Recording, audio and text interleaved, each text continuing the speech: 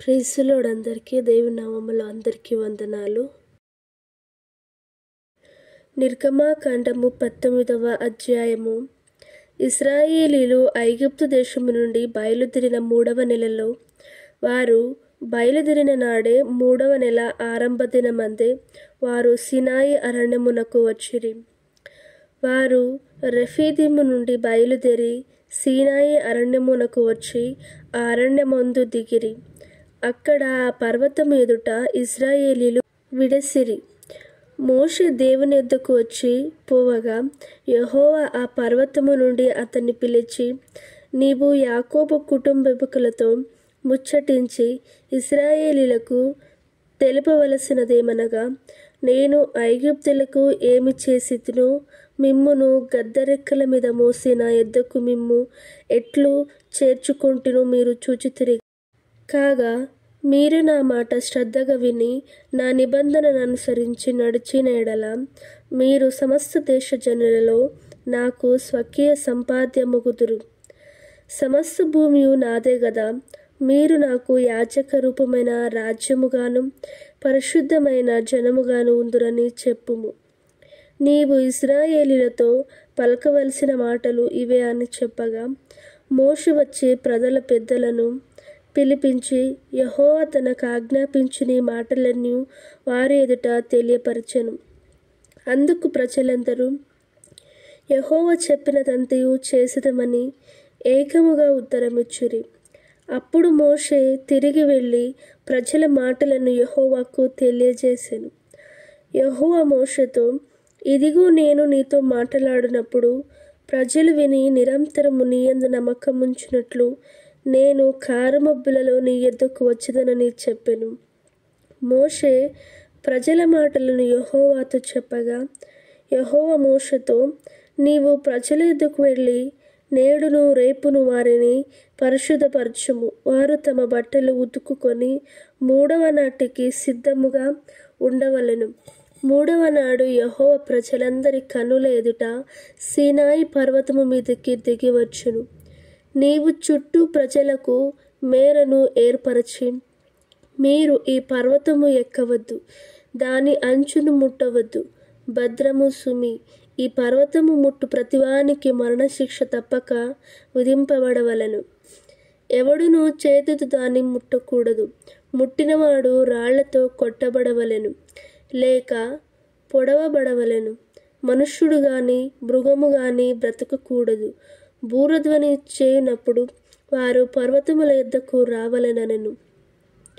అప్పుడు మోషే పర్వతము మీద నుండి ప్రజల యొద్దకు తిరిగి వచ్చి ప్రజలను పరిశుద్ధపరచగా, వారు తమ బట్టలను ఉతుకుకొనిరి. అప్పుడతడు 3వ నాటికి సిద్ధముగా నుండుడి. ఏ పురుషుడు స్త్రీని చేరకూడదని చెప్పెను. 3వ నాడు ఉదయమైనప్పుడు ఆ పర్వతము మీద ఉరుములు, మెరుపులు, సాంద్రమేఘము, బూర యొక్క మహాధ్వనియు కలగగా పాళెములోని ప్రజలందరూ వణికిరి. దేవునిని ఎదుర్కొనుటకు మోషే పాళెములో నుండి ప్రజలను అవతలకు రప్పింపగా వారు పర్వతము దిగువను నిలిచిరి. యెహోవా అగ్నితో సీనాయి పర్వతము మీదకి దిగి వచ్చినందున అదంతయు ధూమమయమై ఉండెను. దాని ధూమము కొలిమి ధూమము వలె లేచెను. పర్వతమంతయు మిక్కిలి కంపించెను. ఆ బూరధ్వని అంతకంతకు బిగ్గరగా మ్రోగెను. మోషే మాటలాడుచుండగా దేవుడు కంఠస్వరము చేత అతనికి ఉత్తరమిచ్చుచుండెను. యెహోవా సీనాయి పర్వతము మీదికి, అనగా ఆ పర్వత శిఖరము మీదికి దిగి వచ్చెను. యెహోవా పర్వత శిఖరము మీదికి రమ్మని మోషేను పిలువగా మోషే ఎక్కిపోయెను. అప్పుడు యెహోవా, ప్రజలు చూచుటకు యెహోవా యొద్దకు హద్దు మీరి వచ్చి వారి వలె అనేకులు నశింపకుండునట్లు నీవు దిగిపోయి వారికి ఖండితముగా ఆజ్ఞాపించుము. మరియు యెహోవా వారి మీద పడకుండునట్లు యెహోవా యొద్దకు చేరి యాజకులు తమ్ము తామే పరిశుద్ధపరచుకొనవలెనని మోషేతో చెప్పగా, మోషే యెహోవాతో, ప్రజలు సీనాయి పర్వతము ఎక్కలేరు. నీవు పర్వతమునకు మెరలను ఏర్పరచి దాన్ని పరిశుద్ధపరచవలెనని మాకు ఖండితముగా ఆజ్ఞాపించితివనెను. అందుకు యెహోవా, నీవు దిగి వెళ్ళుము, నీవును నీతో అహరోనును ఎక్కి రావలెను. అయితే యెహోవా వారి మీద పడకుండునట్లు యాజకులను ప్రజలను ఆయన యొద్దకు వచ్చుటకు మేరను మీరకూడదు. ఆయన వారి మీద పడునేమో అని అతనితో చెప్పగా, మోషే ప్రజల యొద్దకు వెళ్ళి ఆ మాట వారితో చెప్పెను. నిర్గమకాండము 20వ అధ్యాయము. దేవుడు ఆజ్ఞలన్నీ వివరించి చెప్పెను. నీ దేవుడనైన యెహోవాను నేనే దాసుల గృహమైన ఐగుప్తు దేశముల నుండి వెలుపలికి రప్పించితిని. నేను తప్ప వేరొక దేవుడు నీకు ఉండకూడదు.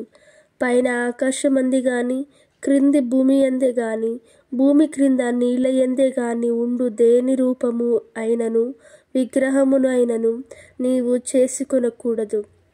వాటికి సాగిలపడకూడదు, వాటిని పూజింపకూడదు. ఏలయనగా నీ దేవుడైన యెహోవానగు నేను రోషము గల దేవుడను. నన్ను ద్వేషించు వారి విషయములో 3-4 తరముల వరకు తండ్రుల దోషమును కుమారుల మీదికి రప్పించుచు, నన్ను ప్రేమించి నా ఆజ్ఞలు గైకొని వారిని 1000 తరముల వరకు కరుణించువాడనై ఉన్నాను. నీ దేవుడైన యెహోవా నామమును వ్యర్థముగా ఉచ్చరింపకూడదు. యెహోవా తన నామమును వ్యర్థముగా ఉచ్చరింపు వానిని నిర్దోషిగా ఎంచడు. విశ్రాంతి దినమును పరిశుద్ధముగా ఆచరించుటకు జ్ఞాపకముంచుకొనుము. 6 దినములు నీవు కష్టపడి నీ పని అంతయు చేయవలెను. 7వ దినము నీ దేవుడైన యెహోవాకు విశ్రాంతి దినము.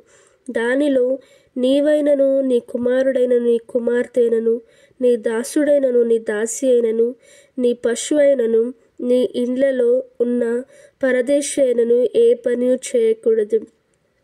6 దినములలో యెహోవా ఆకాశమును, భూమియు, సముద్రమును, వాటిలోని సమస్తమును సృష్టించి 7వ దినమున విశ్రమించెను. అందుచేత యెహోవా విశ్రాంతి దినమును ఆశీర్వదించి దాన్ని పరిశుద్ధపరచెను. నీ దేవుడైన యెహోవా నీకు అనుగ్రహించు దేశములో నీవు దీర్ఘాయుష్మంతుడగునట్లు నీ తండ్రిని నీ తల్లిని సన్మానించుము. నరహత్య చేయకూడదు, వ్యభిచరింపకూడదు, దొంగిలకూడదు, నీ పొరుగువాని మీద అబద్ధ సాక్ష్యము పలకకూడదు, నీ పొరుగువాని ఇల్లు ఆశింపకూడదు, నీ పొరుగువాని భార్యనైనను, అతని దాసునినైనను, అతని దాసినైనను, అతని ఎద్దైనను, అతని గాడిదైనను, నీ పొరుగువాని దగు దేనినైనను ఆశింపకూడదు అని చెప్పాను. ప్రజలందరూ ఆ ఉరుములు, ఆ మెరుపులు, ఆ బూరధ్వనియు, ఆ పర్వత ధూమమును చూచి భయపడి తొలగి దూరముగా నిలిచి మోషేతో ఇట్లనిరి, నీవు మాతో మాటలాడుము, మేము విందుము. దేవుడు మాతో మాటలాడిన ఎడల మేము చనిపోవుదుము. అందుకు మోషే, భయపడకుడి, మిమ్ము పరీక్షించుటకును మీరు పాపము చేయకుండానట్లు ఆయన భయము మీకు కలుగుటకును దేవుడు వేంచేసెనని ప్రజలతో చెప్పెను. ప్రజలు దూరముగా నిలిచిరి. మోషే దేవుడన ఆ గాఢాంధకారమునకు సమీపింపగా యెహోవా మోషేతో ఇట్లనెను, ఇశ్రాయేలీయులతో ఈలాగు చెప్పుము, నేను ఆకాశము నుండి మీతో మాటలాడితినని మీరు గ్రహించితిరి. మీరు నన్ను కొలుచుచు వెండి దేవతలైనను బంగారు దేవతలైనను చేసుకొనకూడదు.